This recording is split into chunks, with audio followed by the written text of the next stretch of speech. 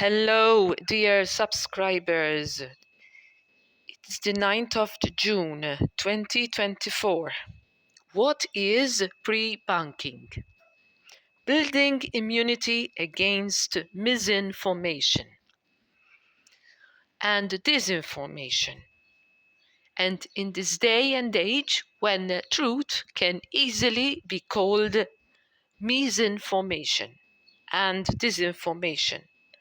Like those injections, pre-bunking intentionally exposes people to a weaker dose of mis or disinformation, as defined by the Commission, presumably, in the EU, so that their minds can build up antibodies to resist real fake news later down the line. In the words of the concept's creator, Sander van der Linden, you preemptively try to refute falsehoods or the techniques that are used to dupe people online so that people can build up cognitive or mental antibodies so that when they come across them in the future, they are partly immune. So this is very much akin to subliminal programming or predictive programming used by Hollywood. Sander van der Linden is a Dutch professor of social psychology at the University of Cambridge. His books include Foolproof: Why Misinformation Infects Our Mind and How to Build Immunity, and The Psychology of Misinformation. The titles speak for themselves. Van der Linden's lab is apparently partnered with the UK government, the US State Department, and CISA, Cybersecurity and Infrastructure Security Agency, the notorious censorship agency embedded within the Department of Homeland Security. That's according to Mike Pence, a former State Department official who is arguably the top expert on the US censorship industry. CISA has its own subsidiary, the Office of Biometric Identity Management. This gives an idea of how digital censorship will soon be tied up with biometric digital identity. These institutions are at the leading edge of the collective West's growing arsenal of censorship, the censorship industrial complex, if you will. Their role, notes Pence, is primarily, if not exclusively, political. And this tweet from X reads, in case it's not patently obvious already, the purpose of all this is purely political. The purpose is to rig those selections, make some selections really, in favor of regime candidates that serve the N and the W and the O, by making millions of voters less likely to share content online that the US State Department and UK FO deem as political misinformation.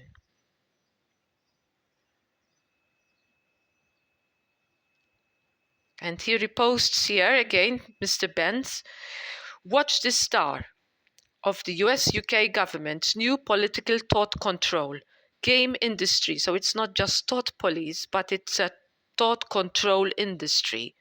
Game industry, rather, explain his other games controlling the psychological response to government that C and the 19 policies.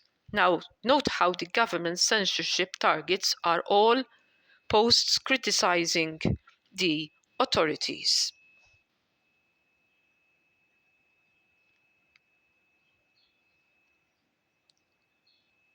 Van der Linden's pre-bunking ideas have gained traction in some important places, unfortunately, including Silicon Valley. In February, the Google Alphabet revealed plans to run a series of animated ads on platforms such as TikTok and YouTube. featuring pre-bunking techniques developed in partnership with researchers at the universities of Cambridge and Bristol. The ads have been shown in 5 EU countries: Belgium, France, Germany, Italy, and Poland. Viewers watched the ads are asked to fill in a short, multiple choice questionnaire designed to gauge what they have learned about misinformation. So, in other words, Google, a company that was recently forced to withdraw its Gemini image generator after suffering worldwide ridicule over inaccuracies in some of the historical depictions that it was creating, is now trying to train untold millions of EU citizens in the art of identifying mis and disinformation. Now, an injection for brainwash. And this is exactly what Ursula von der Leyen in the EU said, that they want to roll out this injection precisely for this purpose. Another organization experimenting with pre-bunking is, perhaps unsurprisingly, the North Atlantic Treaty Organization. The organization's Strategic Communications Center of Excellence recently published a report co-authored by von der Linden, whom we mentioned above, titled Inoculation Theory and Misinformation. The report discusses ways of building psychological resilience against misinformation through psychological injections or inoculation. And these are physical, real injections, all right? Such as the ones that were rolled out in 2021 onwards. Those were the prototype, where you have gene editing elements through CRISPR to cause gene deletions, particularly of the VMAT2 gene, also known as the God gene, and the PIX-5 gene. This will impair critical thinking and in the forebrain, and also it will have effect on the pineal gland. If this sounds like something straight out of Dr. Strangelove, that's probably because, number one, you've been predictively programmed already by Hollywood, by that film where Dr. Strangelove appears. That's probably because, as the report notes, the theoretical background of inoculation theory dates all the way back to the 1960s, when the US government became concerned about the prospect of its troops becoming brainwashed or persuaded by foreign propaganda during the Vietnam DWAR. This concern prompted the social psychologist Mr. Maguire to explore the idea of an injection for brainwash. Drawing on the analogy of medical inoculations, Maguire proposed that rather than bombarding people with more quote-unquote supportive facts, preemptively exposing people to a weakened dose of a specific persuasive manipulative argument, again through Hollywood and the social media, argument could confer psychological resistance against future exposure to persuasive attacks, much like a medical injection confers physiological resistance against future infection. Over the years, inoculation treatments came to feature two core components: a forewarning of an impending attack on one's belief. They will tell you beforehand that if you are presented with truth, they will tell you that it is misinformation, and a preemptive refutation of the persuasive argument, also called a pre-bunk.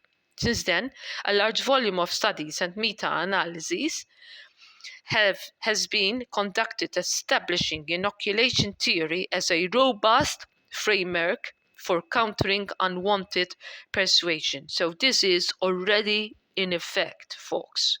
All right? The first global experiment has been rolled out at the beginning of 2021 with the you-know-whats. Although the original paradigm has proved highly replicable, for a long time it was never tested in the context that inspired Maguire's idea: brainwashing and propaganda. This began to change around 2017, when researchers started to apply inoculation theory within the modern context of online misinformation. And if you recall, also in 2017, we had the Revelation 12 sign. Now, I'm not going through all of this. I was hoping to, however, show you what Ursula von der Leyen said, and she said it in very clear, plain words that you cannot mistake it for what it is. A milestone in global online censorship. The upcoming EU elections that were held yesterday will represent a milestone in online censorship. This is the first time bloc-wide elections have been held since the full launch of the DSA in February. The EU's mass censorship regime is almost fully operational. Will it go global? So far, all of the main platforms, including Elon Musk's X, appear to be adhering to the EU rules on disinformation. If they don't, they could face serious economic consequences, including fines of up to 6% of global turnover. At her speech at Davos this year, Ursula von der Leyen said that the top concern among the WEF partner companies, which also happens to be one of the Commission's biggest worries, is misinformation and disinformation, quote unquote.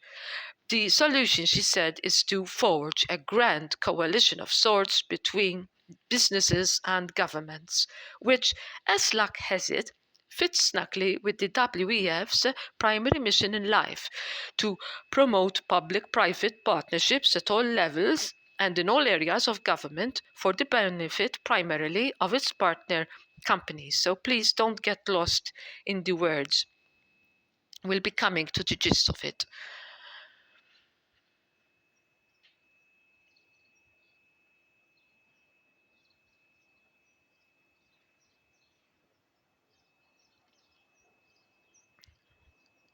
So, the EU is currently venting its spleen against the government of Georgia for daring to pass a law seeking to rein in Western meddling as US-EU as it seeks to push a color revolution in the country, just as they did in Ukraine in 2013-14. EU Commission President von der Leyen has even argued that the Georgian government's law on foreign influence transparency goes against the core principles and values of the EU, negatively impacting Georgia.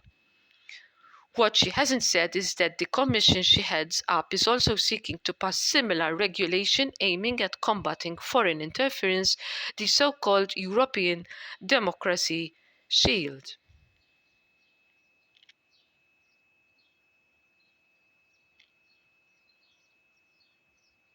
So allow me to show you now.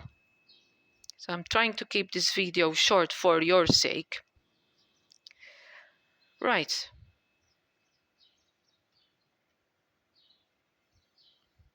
Let's see. Not content with euthanizing your grandparents, pumping mRNA into the food supply to alter your DNA, normalizing paedophilia, and riddling the population with turbo cancer via Bill Gates' synthetic meat products.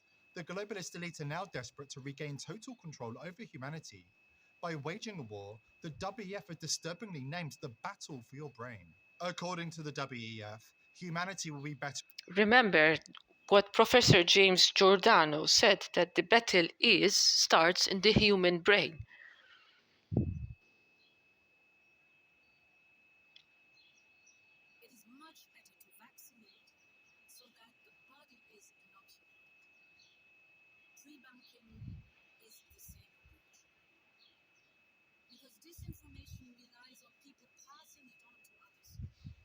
It is essential that people know what malign information's influence is and what the techniques are that are behind it. And as the knowledge goes up, our chances of being influenced goes down. And that builds up the society of resilience that we will need. Make no mistake. So you heard her with your own ears. I want to inject people beforehand. So that is the pre-bunking.